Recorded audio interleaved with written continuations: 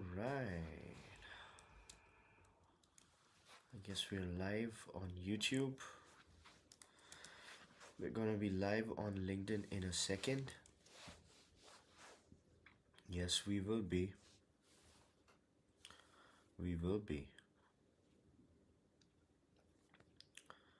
We will be live on LinkedIn in a second. There we go. And I'll just text my folks on WhatsApp. There I go. 198th episode. Right? Uh-oh. Yeah. 198th episode. There we go. Sent to the people on WhatsApp.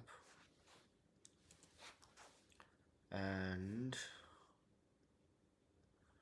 we're ready. We are ready to go, folks. Ready to go. I'll check myself on YouTube. Ready? Yeah, it's good. It is good. Now let me check myself on LinkedIn.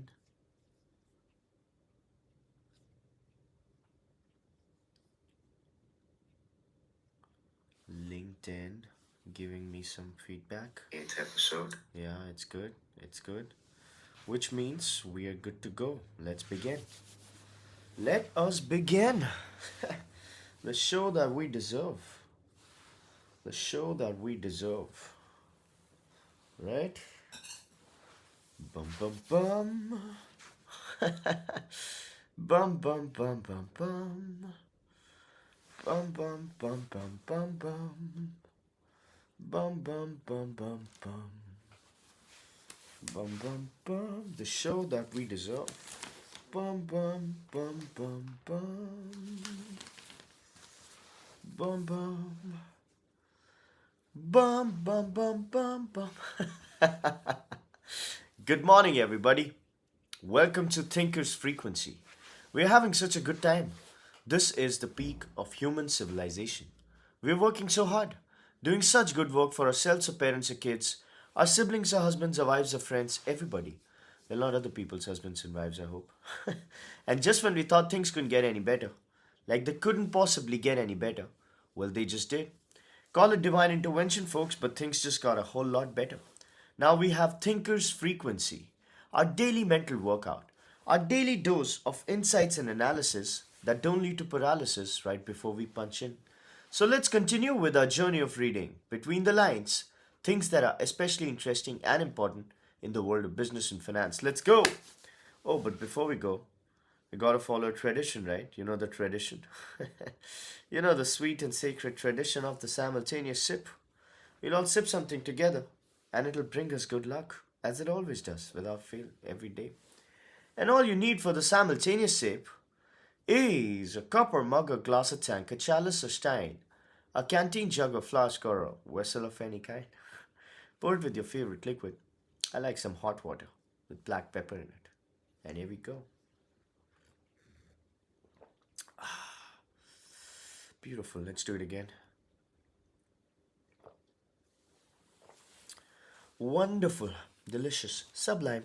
You know what the simultaneous sip says, right? You know what it says? It says that you are not alone. It says that we're in this together. As the cup says.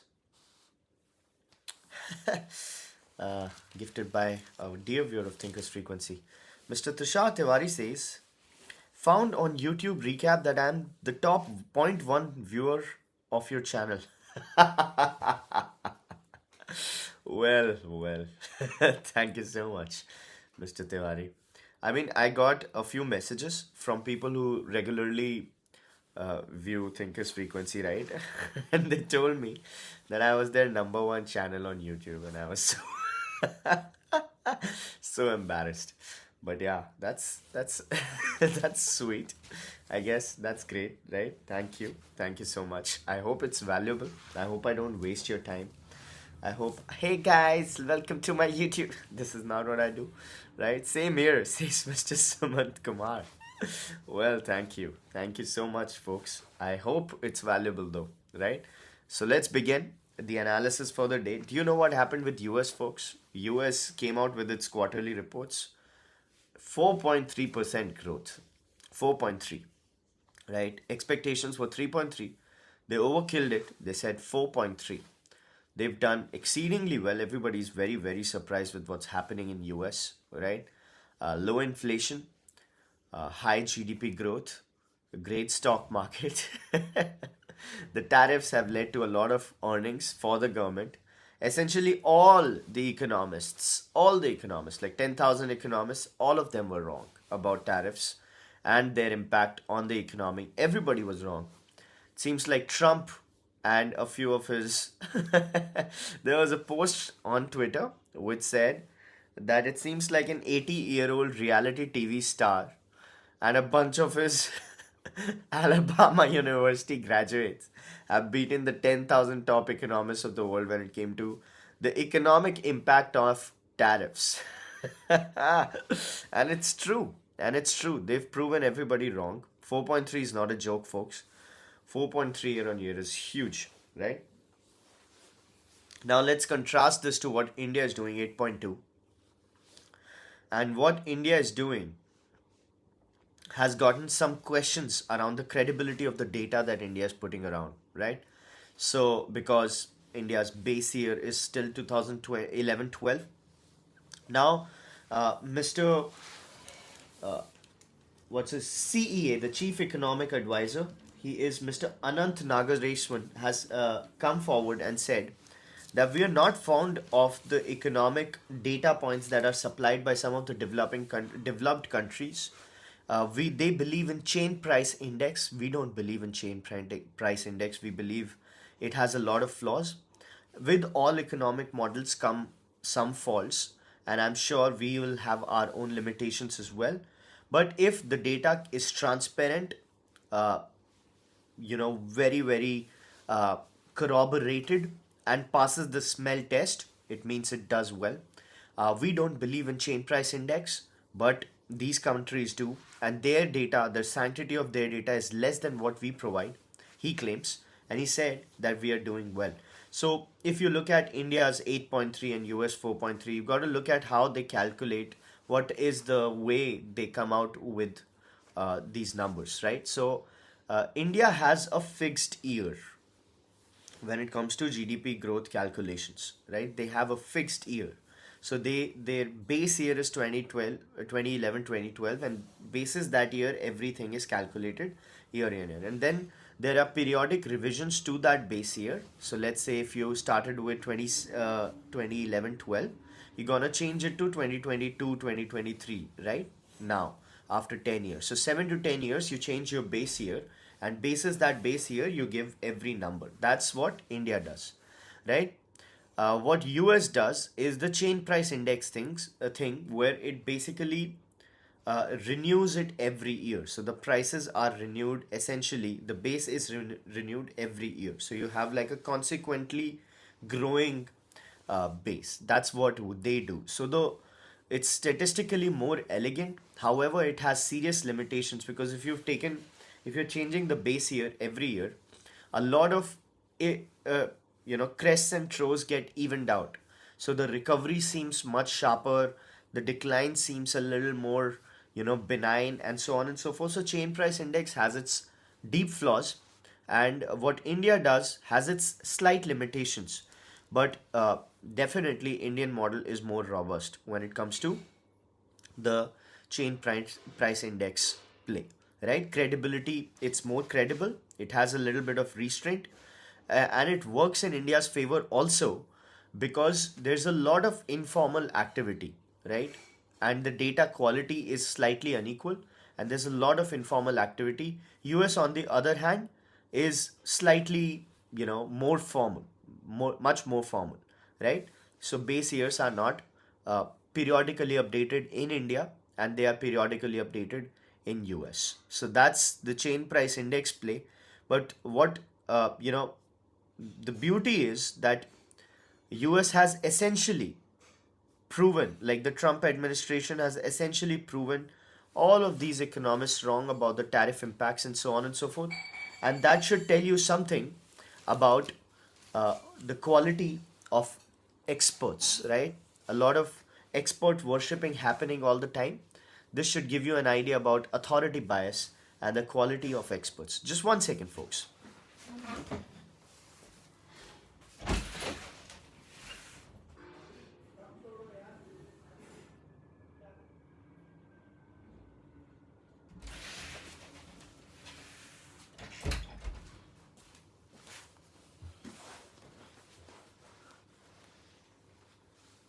Hi, sorry about that, folks. Sorry about that. Uh, so yeah, that was the India and US comparison. Now let's move on. And also, a note on authority bias, right? None of these experts know anything. That's the bottom line, ever. So always read deeply, think deeply, question everything, and form your bases and opinions. That's the best thing to do. Moving on, folks. There is an analysis on whether India's trade deals, trade accords, have are delivering the goods, right? Focus on market access, investment pledges, and opening doors for Indians to move abroad. That is India's adventures on the deal street. If you know, we've talked a lot about it. India has been trying to diversify its trade base. That is an obvious route for a country like India. In Mauritius, UAE, Australia, EFTA, UK, Oman, and now New Zealand, right? All of these deals have signaled. So, a lot of things are basis signals. As I've said, it's not, a lot of things are not materially impactful at India's scale of 4.2 trillion, but they give a very, very strong signal. And these deals, they have a serious signal value, right? What kind of deals are is India able to do with, let's say, UK, where it is just a phenomenal trade deal, right? Very much a duty free access, a lot of investment. Same goes with New Zealand and everybody else. So, this is exactly what they're talking about. Mauritius was the first trade pact with any African country back in 2021, right? Bilateral trade crossed $100 billion with UAE, right, in FY25. That is, the deal was signed in 2022. 2022 was also Australia. First deal of India with 100% tariff removal. That was Australia, right? UK, the deal which was signed just this year, 99% tariff free access for exports. Oman, highest tariff coverage from GCC, and now New Zealand, right? Fastest FTA done in 9 months. So these deals say something. These deals say that India means business, and India is looking for a very serious momentum when it comes to moving forward, which is great, which is great. Export diversification, of course, is a very, very important thing. And of course, what is the biggest job of the government, right? When it comes to Indian government, we've asked this question to viewers of Thinkers Frequency a lot. But what is the biggest job of Indian government, right? It is to be able to sell the India story. It is to be able to attract investments. It is to be able to bring people to invest in the country, right, in different ways. And that's exactly what they're trying to do. They're trying to deregulate the operations. They're trying to do everything so that people invest money in India. Just like New Zealand said that they're going to be investing $20 billion in 15 years. Promote our market, says Mr. Sumanth Kumar, which is 100% right. And that's exactly what they're trying to do. So despite US tariffs, right, Indian exports have not been able to get screwed because of India's diversification strategy, which is great, which is great. Uh, Moving on, folks. Uh, Big Four locks horns with tech companies in the age of AI, right? That's what's happening. So Big Four, that is EY, Deloitte, PwC, and KPMG, they are basically competing with the tech outsourcing guys, the TCS and Infosys of the world, because they have an active AI practice, right? And now their AI practice is essentially coinciding with the AI practice of, let's say, Infosys, TCS, HCL, Wipro, and so on and so forth. And that basically becomes a battleground, right? So that's another bad news for the tech guys, the tech outsourcing people from India. However, a good news for them is that whatever deals are getting restructured, so deals are getting renegotiated 20 to 30% lesser, right?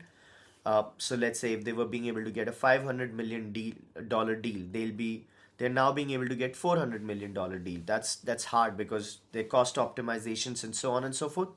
But all those cost optimizations are being sold as reinvestments in agentic AI and its absorption in the client base. So essentially, let's say if you have a $500 million deal and $100 million was the cost optimizations, which was a bad deal because their revenue top line goes down.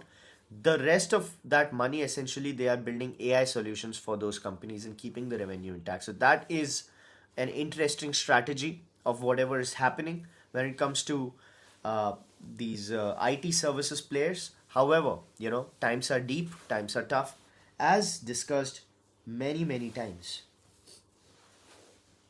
Core AI and AI influenced work at Big Four is going to be at $500 million in FY26. $500 million is a joke when it comes to $280 billion Indian IT outsourcing company, but it's not a joke because this used to be inexistent, right? A few years earlier. So now that it's going up, it's pretty amazing.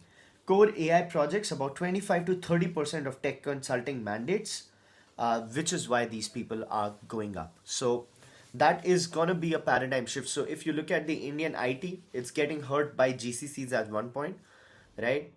Then the tech companies, the digital transformation, the whole product guys at one end, the and now the consulting guys at the other end. So they're basically getting attacked from all sides, which is exactly what we talked about. But they're being able to hold on for now. So let's see what happens. Speaking of, I must tell you folks about U.S. economy and all. You know that I'm a big admirer of Dr. Burry, Michael Burry, right? The Big Short fame, and I had told you how I felt it was very awkward that he was charging for his analysis, sharing his analysis. It had a paywall and so on and so forth, and a 3,000 rupee paywall per month, right? So what I did was I wrote to Dr. Burry and I got a response. So I'll just tell you that. I should have told you earlier. Sir, I love you and your speech on YT is one of the best ever, but I'm quite disappointed by you having a paywall on your writings. A person of your success and stature making money through knowledge sharing seems very weird. Normally, good people like you and Ray Dalio, sir, want to spread their knowledge for societal benefit, which feels nice. Sorry if it felt obtuse. I follow you and will continue to, but I felt I had to share this perspective. That's what I wrote to Dr. Burry, to which he replied, thank you, and I understand your frustration, and I know it's a common one. I have a slightly different view, as usual, and I appreciate the opportunity to respond. I believe many people who give analysis and letters out freely have a service they are selling. Dalio, Ackman, Marx, etc. They are selling the services of the firms they started every time they appear on TV or write up something. If not directly, certainly indirectly, they represent the brand of their firms. They are completely bonded person to firm. I'm not selling anything like that. I have no money management firm or brokerage or fund management company that makes money for me off my comments and public persona. Also, there is frequency and depth of coverage. I try to cover topics thoroughly, considering many angles, and often provide downloads, proprietary data charts, tables, and other insights that I spend almost all my hours developing. These things generally come out of my history and my head alone. Dalio, Marx, Ackman et al. Are multi-billionaires that founded some of the largest financial firms in the world. They have big teams of data crunchers and analysts that do their work for them and are paid through the companies they founded. But you generally will not find alternative views patiently explained or taught unless there is a giant financial reason to do so through their respective firms. In my case, every word I write, I have written. Finally, of all these have spent significant time on TV and podcasts explaining and marketing their firms and what they do. There are many outlets and ways to access what they provide. What I do is only available here in any level of detail. That said, I totally understand if anyone remains unconvinced. When it comes to money and incentives, it is right to question and be suspicious. I should add that the quality of posts in the comment section paid for paid subscribers, it's outstanding and free of the typical rabble rousers. It's a beautiful response from Dr. Buddy. I said, love your response, sir, and I'm not suspicious at all. My only contention was on the philosophy of it. You're right to share your hard work in exchange for a fee. I was just thinking you didn't really need the money. But you're right. Just because you're great at maneuvering through the markets doesn't mean you're obliged to share deep work for nothing. I understand you completely, wishing you the best, fellow reader and musician Nishant. This, I think, was a beautiful exchange. I feel lucky to have gotten a response from him. He's easily one of my heroes. Not because there's a great book and a movie based on him, that's obviously two of the very good reasons, but he's genuinely a great thinker, one of the greatest thinkers in the finance space, clearly. And a lot of people talk about how he is a short seller, right? And he's always been a short seller, and that's basically not smart. He could have made more money if he was long on the market like 3 years ago, because the market has really jumped since then. I think that is all bullshit. He is not a short seller; he's an investor, and his investments have done really well.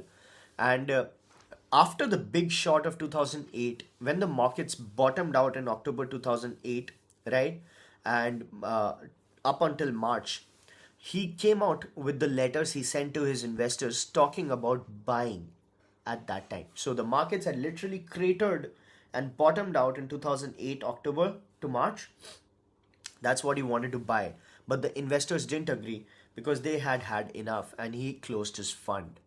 So that is extraordinary. That's incredible foresight displayed by Dr. Burry, and he's not appreciated enough for that. But I that's a very valid exchange that I should have shared with you. It happened a couple of days ago. I forgot to do that yesterday. Also, in yesterday's session, folks, I talked about JK Cement's stock, right? So JK Cement stock returned about 173% in 5 years, and I said not great, right? So a viewer of Thinkers Frequency told me, hey, what did you mean by not great? Do you think 173% over the course of 5 years is not great? So, firstly, I need to correct myself. It is great. It is extraordinary. It's pretty good. A stable company like JK Cement in a matured industry like cements, right? One of the top five, top four players of the cement play, growing 173%. That's in 5 years is not bad at all. It's a CAGR of about 18 to 19%, if I'm not wrong. So let me check that out. 1 second. By the way, the stock went up by 3.79% today. So 193%, that's almost double. The stock was at 1.9 thousand, 2,000, and now it's at 5.6 thousand. So that's more than double, right? 193%. That is good. What I meant by not great was the 1 year, 6 month period growth, which was not exceptional. And also, when I look at these numbers like 173% over the course of 5 years, sometimes my perspective gets blurred because of the kind of returns we are used to expecting when we are looking at multi-baggers, right? So those people are really flying off the shelves. Compared to that, this is great return, but from a mature industry, that this is a very extraordinary return. But somehow your vision gets clouded, so I need to apologize for that. So let's move on, folks. Great returns, JK Siemens. So yeah, let's move on. Samsung gears up to build tech manufacturing hubs in India, right? Korean major open to sourcing chips, expanding capacity organically. They're looking at manufacturing screens, folks, as was expected. Apple was coming out with its own screens made in India, right? Samsung is doing that as well. A lot of people thought they would be shifting or moving away from Vietnam. They said, no. We're not going to be shifting from Vietnam. we're going to be expanding our Noida facility, which is great news. So, Samsung expanding display assembly under ECMS scheme, investing in engineering capabilities, AI, robotics, and so on and so forth, right, will create new capacity if needed, not shifting capacity from Vietnam. That is the deal. Uh, Display assembly, that is a step forward when it comes to make in India in electronics manufacturing. Let's see how the ECMS scheme develops. Would we be able to make core components? That is the question. Would we be able to compete with China? That is the question. Speaking of China, folks, China's automotive market has shown something extraordinary. So you know what is that extraordinary feat? They had killed the European car market and the American car market essentially in the mid-market segment, right? The mid-market and affordable segment, especially the EVs, they had literally blown them apart. Now they have blown them apart in the ultra luxury segment as well. So they have a car called Maextra. What is that car? I'll just I'm missing out on its name, folks. Just one second. Very interesting car, and it has literally uh, screwed the European guys. It's called the Rolls Royce Experience at a much better price. Just one second, folks. Where is that holy car? I need to get its name right. It's about $100,000. That's 90 lakh rupees in India, and yeah. So it's Huawei's Maybach rival, right? Huawei's Maybach rival is called Maextro S800 sedan, right? And it's moved past Porsche's AG Panamera, Mercedes Benz S-Class, and all the other vehicles in the sticker price. So that's what Chinese automotive segment has achieved. They are no longer looking at the bottom of the barrel market or the mid market segment. They are everywhere. So the fastest car in the world is Chinese, and now it looks like they're gonna beat all of these ultra luxury segments as well. What happens when they beat the ultra luxury segments, right? You know what happens? Can you guess what happens when China essentially takes over the ultra luxury automotive segment? Folks, can you imagine? I'll just pour myself a drink. Till then, do you know what happens?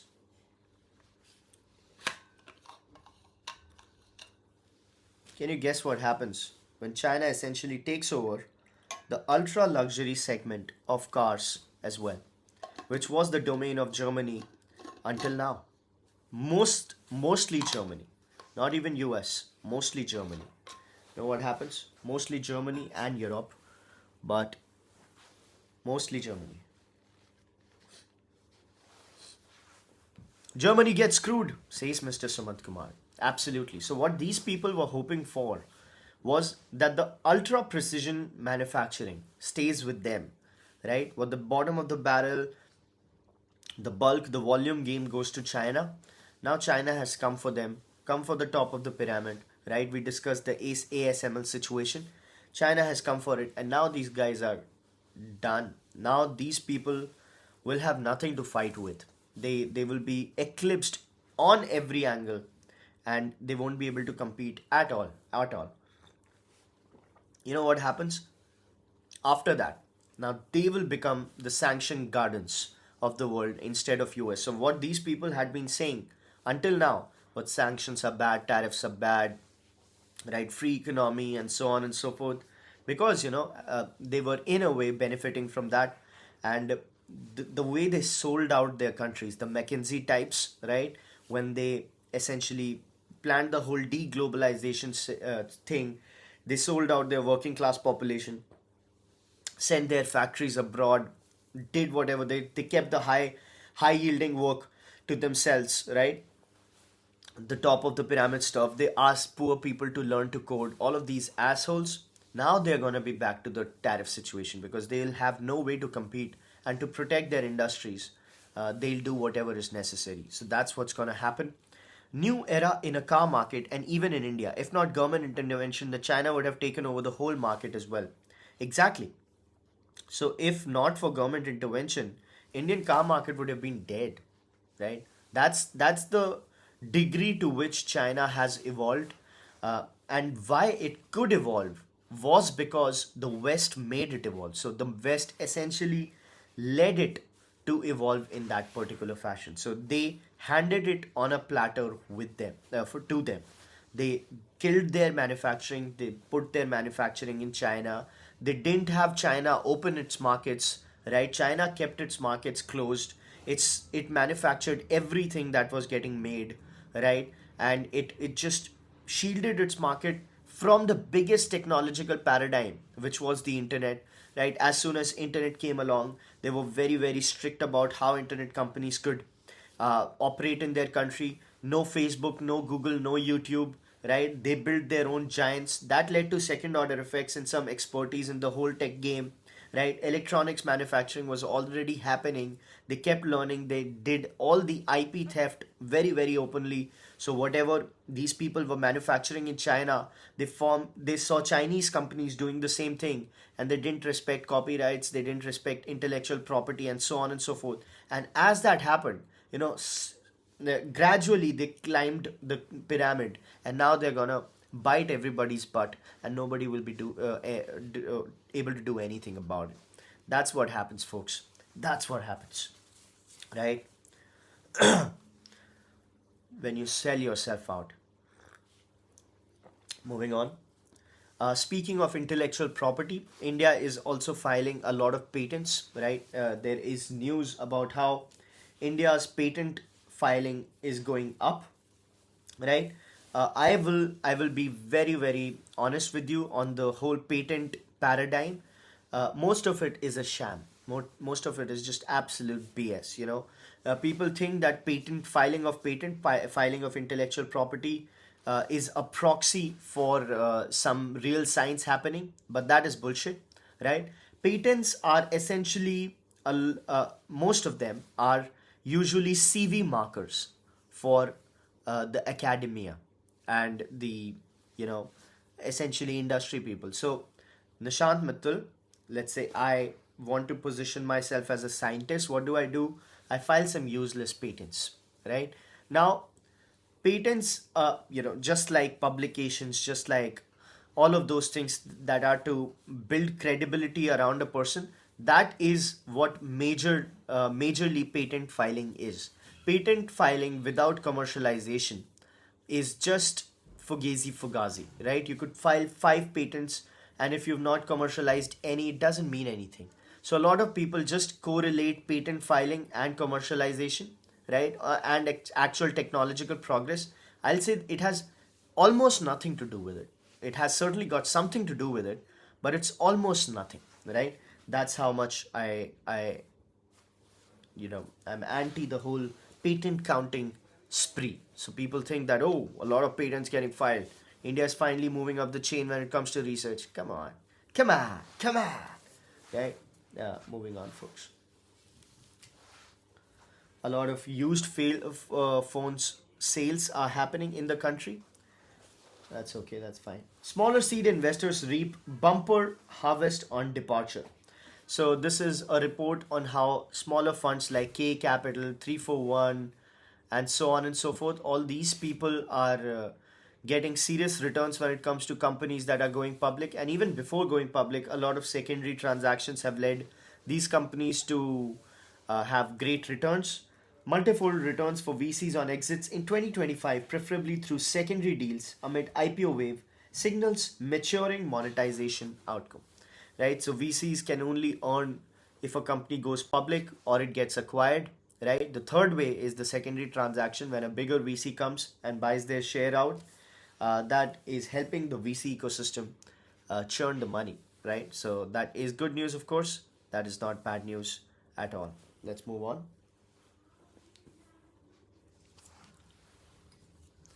RBI plans 2.9 lakh crore infusion to tame short-term rates. So, short-term rates, liquidity boost, and dollar swap. Right, that's what RBI is doing. Reserve Bank said it would inject 2.9 lakh crores of durable liquidity into the banking system with bond purchases and a dollar rupee swap, as tight crash conditions put short term rate up. So liquidity, if it goes down, the short term rates go up, which are above the target of RBI. To bring them, you got to inject liquidity. What do you do to inject liquidity? You buy bonds, right? When you buy bonds for cash, system gets a lot of cash, and you also do a dollar swap. So you buy dollars. Uh, no, what do you do in a dollar swap is yeah, you buy dollars essentially for rupee, right? So one second. You buy dollar swap, dollar rupee swap. So essentially, the rupee supply gets controlled, and that sort of gives liquidity in the play. So a lot of this is to do liquidity adjustment facility. It's LAF. It's the part of managing liquidity of the banking system.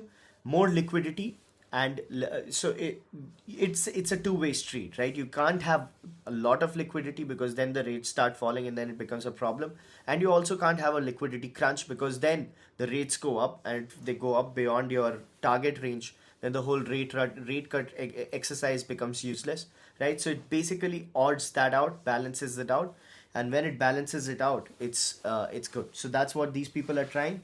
Will purchase 2 lakh crore of government bond through open market transactions, open market operations, OMO, and in 4 tranches of 50,000 crores. It will also conduct a $10 billion buy-sell swap auction to ease dollar liquidity. $10 billion buy-sell swap auction to ease dollar liquidity. That also has currency price ramifications, obviously, right? It's a way to manage the currency price as well. We've talked a lot about this. We keep talking about liquidity management, the VRR, the VRRs, and so on and so forth. I hope it's understandable because this basically sets up the groundwork of how money moves across the spectrum, right? A lot of people don't understand the flow of money, how from RBI to banks to people to businesses, how it flows, and how it's very important to control this flow in a very, very efficient way. A lot of people don't have this basic right. And if you don't understand this, you wouldn't know what inflation means. You wouldn't know what prices mean. You wouldn't know what loans mean. You wouldn't know the second order effects of anything related to cash in general, right? So I hope this particular thing is pretty clear to everybody. Let's move on, folks.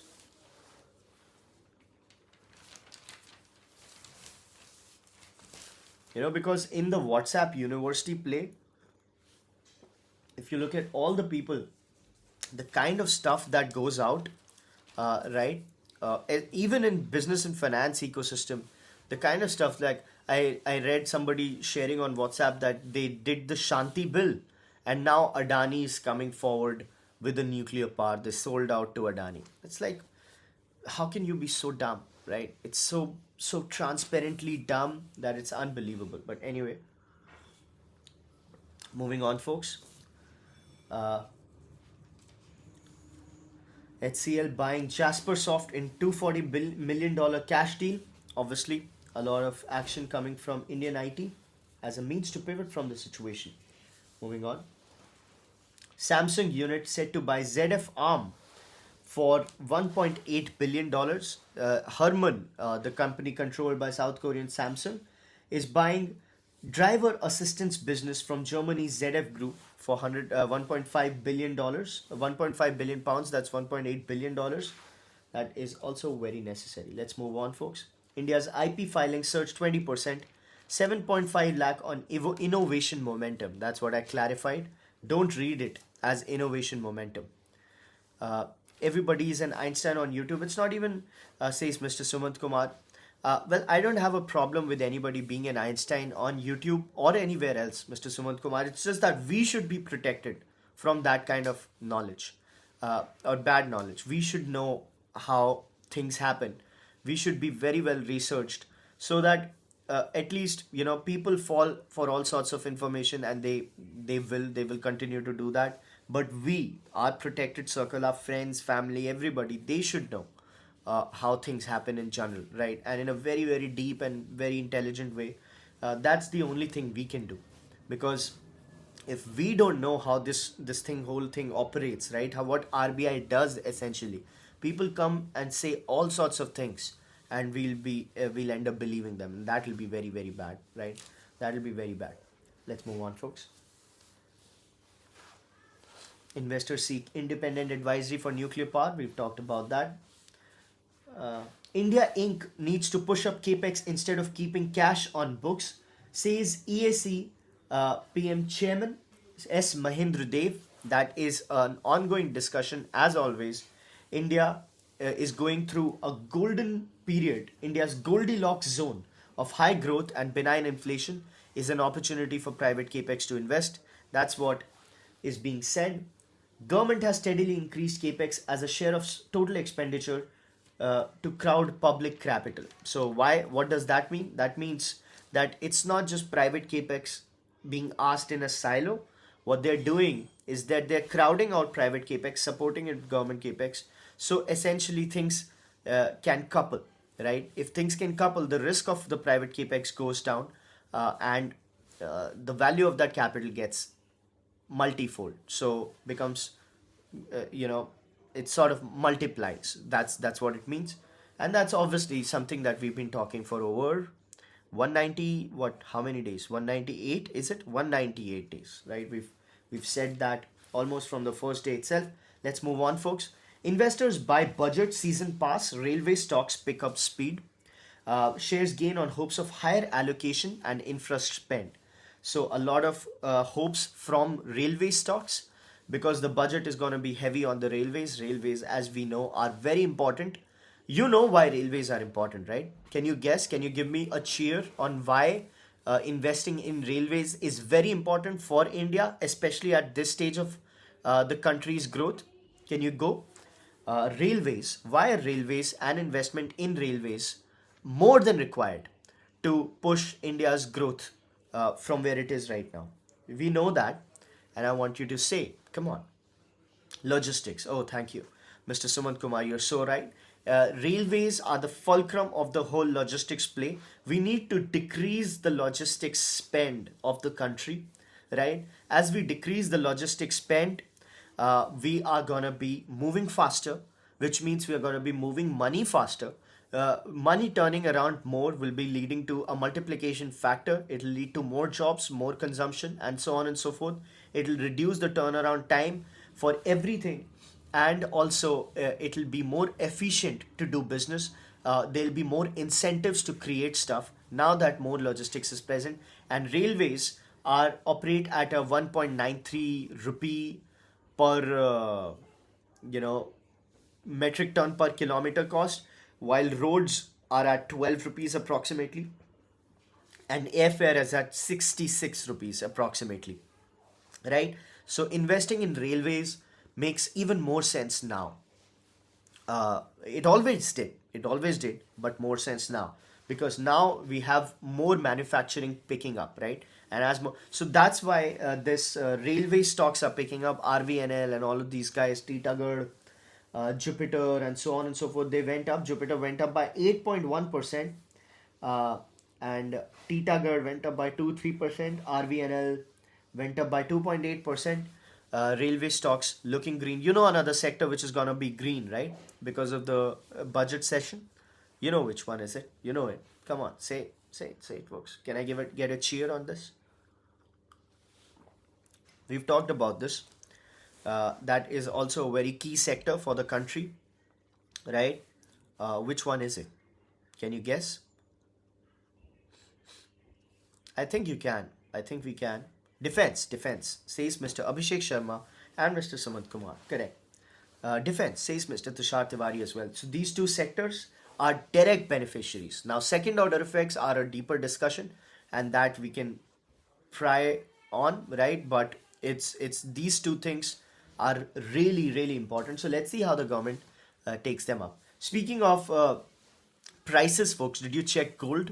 Did you check silver? GLD, let's check at GLD price, 1.3% up just in the last day. SLV, let's look at SLV. I misspelled it. SLV 3.79% up, 3.79%. So extraordinary, right? Extraordinary whatever is happening in the world of gold and silver. Silver is also has a utilitarian aspect, but gold as a storehouse of value, very very huge, right? So that's what's happening. Moving on, folks. And as told, so everything that we said, uh, right on point, right on point. It's gonna be amazing. This is Wednesday, right? We're gonna have a last session on Friday, and then we're gonna turn weekly. uh, Weekly, let's see how that goes, right, for us. Yellow metal, the safest haven in crisis. Crude metal, the most sensitive. Crude, the most sensitive. Crude is down. Gold is up. Crude is down, which makes inflation go easy on the country because we import a lot of crude, as incessantly said by Mr. Nitin Gadkari, right? 22 lakh crores going into crude every year. That's gonna go bad. Uh, Novelis takes 5-year loan, $800 million, right? Holding company for Novelis, Hindalco's US business, takes a loan. Ambuja happy with the merger, favorable, right? OYO gets the shareholder nod to go with the IPO, 6,500 crores. 6,650 crores they are looking at raising from the IPO. That is huge, right? That's almost what? That's uh, half a billion, more than like almost $600 million they're looking at raising. So that means they'll be looking at somewhere around uh, 6 to 7 billion dollar valuation. Well, OYO is a shitty company, has always been. It's a dumpster fire on steroids, and it's another one in that proves the infinite monkey theorem, right? So infinite monkey theorem is what, like if the monkey essentially gets a typewriter, right, and he just scrabbles, it's like beats the typewriter like this, right? There's gonna be a time, infinite time, after infinite time, he'll end up writing the Hamlet, right? That's the infinite monkey theorem. So if you give a monkey a typewriter an infinite time, it'll end up someday writing the Hamlet, right? So time is money, which means by reflective property, money will be time. So with that, if you talk about OYO, if you raise infinite money, someday you will figure out making a business which makes more than it spends, right? And that's exactly what happened with OYO. It started as a tech company, right? It started as a company which was essentially going to be organizing the small mom and pop hotels, right? It was the worst idea in the world, but somehow they got a lot of money, a lot of money. They ruined it. They burnt it. They had a bonfire of cash, right? After all burning all of that money, they found out that that model doesn't work because it wouldn't ever. After So they changed the model, right? They started doing the inventory. Now after they did the inventory led model, COVID happened. Then they changed the model again, right? They became a marketplace. Now they are essentially just a regular hotel company with most of their revenue coming from US, right? The Motel 6 and so on and so forth, the US and Europe units. India unit is a small unit. So now after spending like 2 or 3 billion dollars, whatever amount of money OYO has raised, they are essentially just another shitty hotels company which is running motels in US and Europe and in India. So that's infinite monkey theorem. So you start as a tech company, you talk about tech, and at the end of the day, you become a B grade hotels company despite having raised what, $3 billion. That is OYO. But infinite monkey always works. Always works. Infinite money, infinite time, and someday you'll make a business which makes more than it spends, right? Let's move on, folks. Refurbished market going up. Samsonite, the bag company, is happy with its role in India. They say we're not going to be discounting. A lot of startups we saw, they came and went. We're not going to be diluting our brand with deep discounting. We're going to be selling at premium because that's what real brands do. So That's repeat purchases in favor. US, India, largest market after US and China.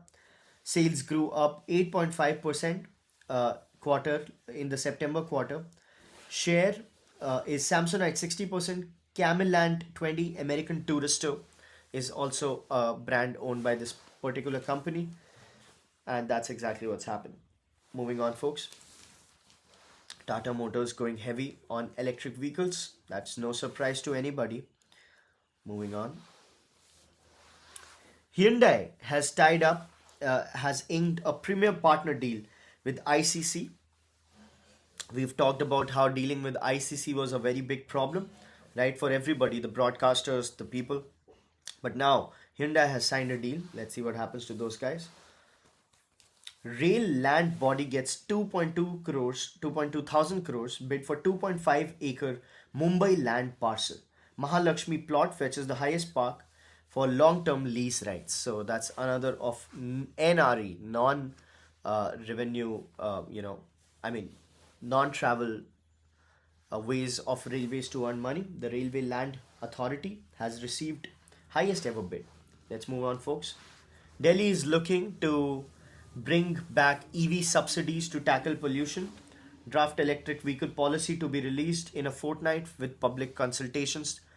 Do you think EVs are going to be solving the EV subsidy? So let's say they bring down EV subsidy and I recently heard Madam Rekha Gupta, who's the Chief Minister of Delhi, she said that she's going to be solving pollution problem. First of all, she said Delhi's pollution problem is the is a problem because people, they drive so many cars, and they shouldn't be driving. They should use public transport because they drive so much of vehicles, so many vehicles, and then becomes then pollution happens, and then they blame the government, and some of them even drive without pollution certificate, which is a big issue. So she was basically gaslighting the people of Delhi for pollution troubles.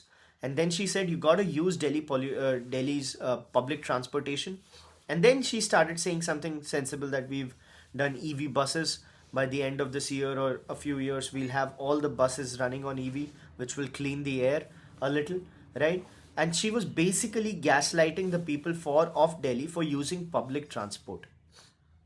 And that I found was one of the dumbest things that I had ever heard. Like, if you are so heavy on public transport, why don't you travel in public transport, ma'am? With all your convoys, right? With all the multiple cars, you block the roads whenever you're traveling. Why don't you go to a metro and see if it's not being used, right? That argument would have been okay if Delhi's metro had a usage problem, that we built such a great network and people are not using it. Is Delhi's metro having a usage problem? Are Delhi's buses having an occupancy problem? Then how can you talk about public transport as an answer to Delhi's pollution troubles, right? Political wheel seems to be missing in the fight against pollution, says Mr. Abhishek Sharma, and that's so transparently and unfortunately true, that you can talk about, you can say that, hey, you are responsible for it because you travel through car, and you shouldn't travel through car. You should take public transport, right? And if Delhi's pollution is a problem, you will have to change instead of actually fixing anything. You tried to do that IIT Kanpur cloud seeding thing, that didn't work out. You're not being able to do anything about the stubble burning. You're not being able to do anything about the construction enforcement, right? Your roads, your sidewalks are all pathetic, right? There's a whole mountain of shit in Delhi, which is obviously a source of very big pollution troubles. And you're talking about people, right? And they're taking their cars and bikes out, right? So that they don't get absolutely wrecked in the metro, right?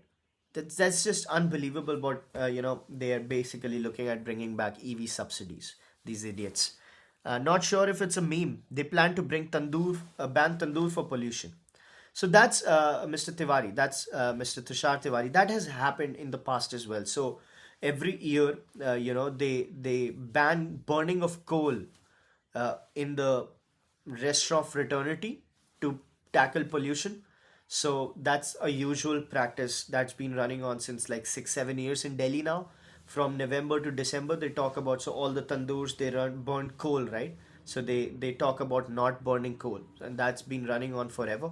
So it's not new, but yeah, it's okay, man. I don't care about like, if you think burning coal is a problem, you can restrict it, you can ask for whatever. Although it's obviously hilarious, but you can't blame people for using private transportation in a city like Delhi, right? Where it's so cold, it's so hot, it's so rainy all the time, and people just taking their car and bikes out and going through the traffic. And if you go to a metro, right, if you go through Delhi metro, it's jam packed, right? It's absolutely jacked with people. And the answer to that was, hey, you are responsible. That is ultimate gaslighting by Delhi, the Delhi government, right? And they should be ashamed of themselves. Moving on, folks. Lifestyle infrastructure redefined home buying. That's okay. We've talked about that. Moving on. You know about Trump looking at taking over Greenland? So a few years ago, Donald Trump had said that he wants to take over Greenland, right? He would like to buy Greenland from Denmark. The Danish government has control over Greenland. It's basically, you know, Greenland survives on Danish subsidies and so on and so forth. Now says Greenland is going to be a US play because it's important not for minerals but from security, because they have a lot of Russian and Chinese ships lying around and we need security, so we're going to take over Greenland. That's what Trump says. It might sound hilarious, but it seems like they're actually serious about it. They're going to be bidding for Greenland. Don't be surprised if Greenland becomes an example of modern day, what is that called, folks, when modern day expansionism, right? when a full-fledged country is essentially taken over, right? That's what's happening. Copper hits record 12,000 on tariff disruption. Impact on tariff trade has been so extreme, prices have rallied. The usage has come down in China. Even though usage of copper has come down in China, prices have come up because trade impacts has been huge. Nvidia is looking at shipments of H200s to China. That is long gone. The news, actual news, is that China, the long-term news, wants to be independent of Nvidia.